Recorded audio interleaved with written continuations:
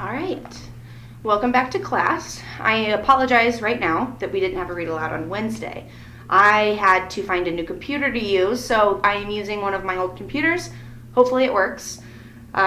So, needless to say, I'm going to have to reread what I read to you Wednesday because that video is trapped on the broken computer. So, I just read this, but I'm going to read it again. So, Chapter 2 of Island of the Blue Dolphins. Basically, right now, all we know is that the Alute ship has come to the island. I don't want to say much else since I already read ahead. So, here we go, Chapter 2. Captain Orlov and his Alute hunters moved to the island that morning, making many trips from their ship to the beach of Coral Cove. Since the beach was small and almost flooded when the tide was in, he asked if he could camp on higher ground. This my father agreed to. Perhaps I should tell you about our island so you will know how it looks and where our village was and where the Alutes camped for most of the summer. Our island is 2 leagues long and 1 league wide, and if you were standing on one of the hills that rise in the middle of it, you would think that it looked like a fish, like a dolphin lying on its side, with its tail pointing toward the sunrise, its nose pointing to the sunset, and its fins making reefs and rocky ledges around the shore. Whether someone did stand there on the low hills in the days when Earth was new, and because of its shape, called it the Island of the Blue Dolphin, I do not know. Many dolphins live in our seas, and it may be from them that the name came. But one way or another, this is what the island was called. The first thing you would notice about our island, I think, is the wind. It blows almost every day, sometimes from the northwest and sometimes from the east, once in a long while out of the south. All the winds except the one from the south are strong. And because of them, the hills are polished smooth and the trees are small and twisted, even in the canyon that runs down to Coral Cove. So I hope that made you think of erosion and weathering. The village of Galasset lay east of the hills on a small mesa near Coral Cove and a good spring. About a half league to the north is another spring, and it was there that the Alutes put up their tents, which were made of skins, and were so low to the earth that the men had to crawl into them on their stomachs. At dusk, we could see the glow of their fires. That night, my father warned everyone in the village of Galasset against visiting the camp. The Alutes come from a country far to the north, he said. Their ways are not ours, nor is their language. They have come to take otter and to give us our share in many goods which they have and which we can use. In this way we shall profit, but we shall not profit if we try to befriend them. Befriending someone means you are trying to be their friend. They are people who do not understand friendship. They are those who were here before, but they were people of the same tribe that caused trouble many years ago. My father's words were obeyed. We did not go to the Alute camp, and they did not come to our village. But this is not to say that we did not know what they did, what they ate, and in what they cooked it, how many otter were killed each day, other things as well. For someone was always watching from the cliffs while they were hunting, or from the ravine when they were in camp. Ramo, for instance, that's her little brother. Ramo brought news about Captain Orlov. In the morning, when he crawls out of his tent, he sits on a rock and combs until his beard shines like a cormorant's wing, Ramo said. A cormorant is a seabird that can swim. So if you want to look those up, they can fly, they can dive underwater, and they swim for fish. They're very cool. My sister Ulape, who was 2 years older than I, so we know Karana is 12, I think, so Ulape would be about 14, had gathered the most curious news of all. She swore that there was an Alute girl among the hunters. She is dressed in skins, just like the men, Ulape said, but she wears a fur cap, and under the cap she has thick hair that falls to her waist. No one believed Ulape. Everyone laughed at the idea that hunters would bother to bring their wives with them. The Alutes also watched our village. Otherwise, they would not have known about the good fortune which befell us soon after they came. It happened in this way. Early spring is a poor season for fishing. The heavy seas and winds of winter drive the fish into deep water, where they stay until the weather is settled and where they are hard to catch. During this time, the village eats sparingly, mostly from stores of seeds harvested in autumn. Word of our good fortune came on a stormy afternoon, brought by Ulape, who was never idle. She had gone to a ledge on the eastern part of the island, hoping to gather shellfish. She was climbing a cliff on the way home when she heard a loud noise behind her. At first, she did not see what had caused the noise. She thought that it was the wind echoing through one of the caves, and was about to leave when she noticed silvery shapes on the floor of the cove. The shapes moved, and she saw that it was a school of large white bass, each one as big as she was. Pursued by killer whales, which prey upon them when seals are not to be found, the bass had tried to escape by swimming toward shore. But in their terror, they had mistaken the depth of the water and had been tossed onto a rocky ledge. Ulape dropped her basket of shellfish and set out for the village, arriving there so out of breath that she could only point in the direction of the shore. The women were cooking supper, but all of them stopped and gathered around her, waiting for her to speak. "A school of white bass," she finally said. "Where, where?" everyone asked. "On the rocks, a dozen of them, perhaps more than a dozen." Before Ulape had finished speaking, we were running toward the shore, hoping that we would get there in time, that the fish had not flopped back into the sea, or that a chance wave had not washed them away. We came to the cliff and looked down. The school of white bass was still on the ledge, glistening in the sun. But since the tide was high and the biggest waves were already lapping at the fish, there was no time to lose. One by one we hauled them out of the reach of the tide. Then, two women carrying a single fish, for they are all about the same size and heavy, we lifted them up the cliff and brought them home. There were enough for everyone in our tribe for supper that night and the next, but in the morning, two Aleuts came to the village and asked to speak to my father. "You have fish," one of them said. "Enough only for my people," my father answered. "You have 14 fish," the Aleut said. "7 now because we ate 7. "From 7 you can spare 2. "There are 40 in your camp," my father replied, "and more than that of us. Besides, you have your own fish, the dried ones that you brought." "We're tired of that kind," the Aleut said. He was a short man who only came to my father's shoulders, and had small eyes like black pebbles and a mouth like the edge of a stone knife. The other Aleut looked very much like him.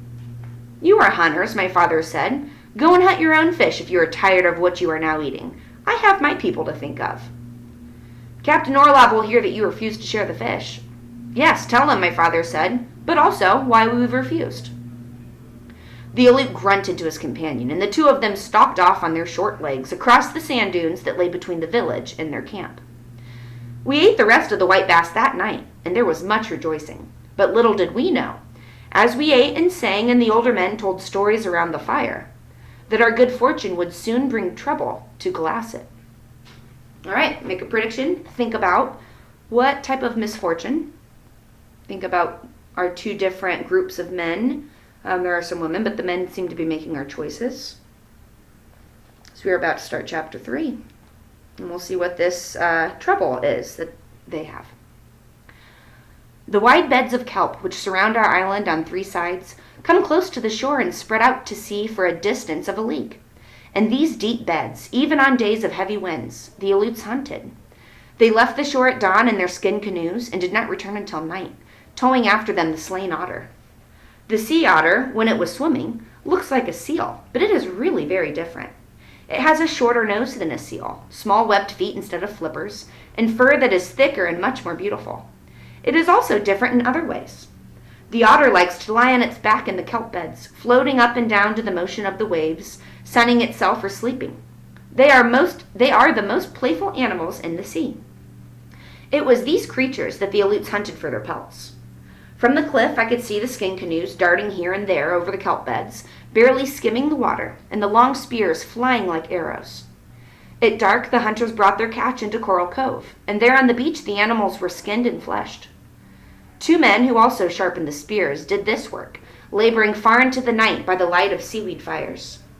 In the morning, the beach would be strewn with carcasses, and the waves red with blood. Many of our tribe went to the cliff each night to count the number killed during the day. They counted the dead otter and thought of the beads and other things each pelt meant. But I never went to the cove, and whenever I saw the hunters with their long spears skimming over the water, I was angry, for these animals were my friends. It was fun to see them playing or sunning themselves among the kelp. It was more fun than the thought of beads to wear around my neck. This I told my father one morning. "There are scarcely a dozen left in the beds around Coral Cove," I said. "Before the Aleuts came, there were many." "Many still live in other places around the island," he replied, laughing at my foolishness. "When the hunters leave, they will come back." "There will be none left," I said. "The hunters will kill them all. This morning they hunt on the south. Next week they move to another place." "The ship is filled with pelts. In another week the Aleuts will be ready to go." I was sure that my father thought they would leave soon, For 2 days before, he had sent some of our young men to the beach to build a canoe from a log which had drifted in from the sea. There are no trees on the island except the small ones, stunted by the wind. When a log came ashore, as happened once in a while, lost my spot. It was always carried to the village and worked on where a chance wave would not wash it away. That the men were sent to hollow out the log in the cove and to sleep beside it during the night meant that they were there to watch the Aleuts, to give the alarm should Captain Orlov try to sail off without paying us for the otter skins. Everyone was afraid he might, so besides the men in the cove who watched the Aleut ship, others kept watch on the camp. Every hour someone brought news. Ulape said that the Aleut woman spent a whole afternoon cleaning her skin aprons, which she had not done before while she had been there. Early one morning, Ramo said he had seen Captain Orlov carefully trimming his beard so that it looked the way it did when he first came. The Aleuts who sharpened the long spears stopped this work and gave all their time to skinning the otter which were brought in at dusk. We in the village of Galasset knew that Captain Orlov and his hunters were getting ready to leave the island. Would he pay us for the otter he had slain, or would he try to sneak away in the night? Would our men have to fight for our rightful share? These questions everyone asked while the Aleuts went about their preparations.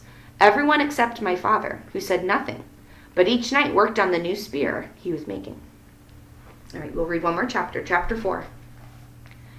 The Aleuts left on a sunless day. Out of the north, deep waves rolled down upon the island. They broke against the rocks and roared into the caves, sending up white sprays of water. Before night, a storm would certainly strike. Not long after dawn, the Aleuts took down their skin tents and carried them to the beach. Captain Orlov had not paid my father for the otter he had killed. So when the news came that the hunters had packed their tents, all of our tribe left the village and hurried toward Coral Cove. The men with their weapons went first, and the women followed. The men took the trail that led to the beach, but the women hid themselves among the brush on the cliff. Ulape and I went together, far out on the ledge where I had hidden before when the hunters first came. The tide was low, and the rocks in the narrow beach were scattered with bundles of otter pelts. Half of the hunters were on the ship. The rest were wading into the water, tossing the pelts into a boat. The Aleuts laughed while they worked, as if they were happy to leave the island. My father was talking to Captain Orlov. I could not hear their words because of the noise the hunters made, but from the way my father shook his head, I knew that he was not pleased. He is angry, Ulape whispered. Not yet, I said. When he's really angry, he pulls his ear. The men who were working on the canoe had stopped and were watching my father and Captain Orlov. The other men of our tribe stood at the foot of the trail. The boat went off to the ship filled with otter. As it reached the ship, Captain Orlov raised his hand and gave a signal. When the boat came back, it held a black chest which two of the hunters carried to the beach. Captain Orlov raised the lid and pulled out several necklaces. There was a little light in the sky, yet the beads sparkled as he turned them this way and that. Beside me, Ulape drew in her breath in excitement, and I could hear cries of delight from the women hidden in the brush. But the cries suddenly ceased as my father shook his head and turned his back on the chest. The Aleut stood silent. Our men left their places at the foot of the trail and moved forward a few steps and waited, watching my father. One string of beads for one otter pelt is not our bargain, my father said. One string and one iron spearhead, said Captain Orlov, lifting 2 fingers. This chest does not hold that much, my father answered. There are more chests on the ship, said the Russian. Then bring them to shore, my father said. You have 105 bales of otter on the ship. There are 15 here in the cove. You will need 3 more chests of this size. Captain Orlov said something to his Aleuts that I could not understand, but its meaning was soon clear. There were many hunters in the cove, and as soon as he spoke, they began to carry the otter pelts to the boat. Beside me, Ulape was scarcely breathing. Do you think that he will give us the other chests? She whispered. I do not trust him. When he gets the pelts to the ship, he may leave. It is possible. The hunters had to pass my father to reach the boat, and when the first one approached him, he stepped in his path. The rest of the pelts must stay here, he said, facing Captain Orlov, until the chests are brought. The Russian drew himself up stiffly and pointed to the clouds that were blowing in toward the island. I load the ship before the storm arrives, he said. Give us the other chests, then I will help you with our canoes, my father replied. Captain Orlov was silent. His gaze moved slowly around the cove. He looked at our men standing on the ledge of rock a dozen paces away. He looked upward toward the cliff and back at my father. Then he spoke to his Aleuts. I do not know what happened first, whether it was my father who raised his hand against the hunter whose path he barred, whether it was this man who stepped forward with a bale of pelts on his back and shoved my father aside. It all happened so quickly that I could not tell one act from another. But as I jumped to my feet and Ulape screamed and other cries sounded along the cliff, I saw a figure lying on the rocks. It was my father, and blood was on his face. Slowly, he got to his feet. With their spears raised, our men rushed down across the ledge. A puff of white smoke came from the deck of the ship. A loud noise echoed against the cliff. 5 of our warriors fell and lay quiet. Ulape screamed again and flung a rock into the cove. It fell harmlessly beside Captain Orlov. Rocks showered from the cove from many hiding places along the cliff, striking several of the hunters. Then our warriors rushed in upon them, and it was hard to tell one from the other. Ulape and I stood on the cliff and watched helplessly, afraid to use the rocks we held lest we injure our own men. The Aleuts had dropped the bales of otter. They drew knives from their belts, and as our warriors rushed upon them, the 2 lines surged back and forth along the beach. Men fell to the sand and rose to fight again. Others fell and did not get up. My father was one of these. For a long time it seemed that we would win the battle. But Captain Orlov, who had rowed off to the ship when the battle started, returned with more of his Aleuts. Our warriors were forced backward to the cliffs. There were few of them left, yet they fought at the foot of the trail and would not retreat. The wind began to blow. Suddenly, Captain Orlov and his Aleuts turned and ran to the boat. Our men did not pursue them. The hunters reached the ship, the red sails went up, and the ship moved slowly between the 2 rocks that guard the cove. Once more before it disappeared, a white puff of smoke rose from the deck. As Ulape and I ran along a cliff, a whirring sound like a great bird in flight passed above our heads. The storm struck as we ran, driving rain into our faces. The other women were running beside us, and their cries were louder than the wind. At the bottom of the trail, we came upon our warriors. Many had fought on the beach. Few had left it, and all of these were wounded. My father lay on the beach, and the waves were already washing over him.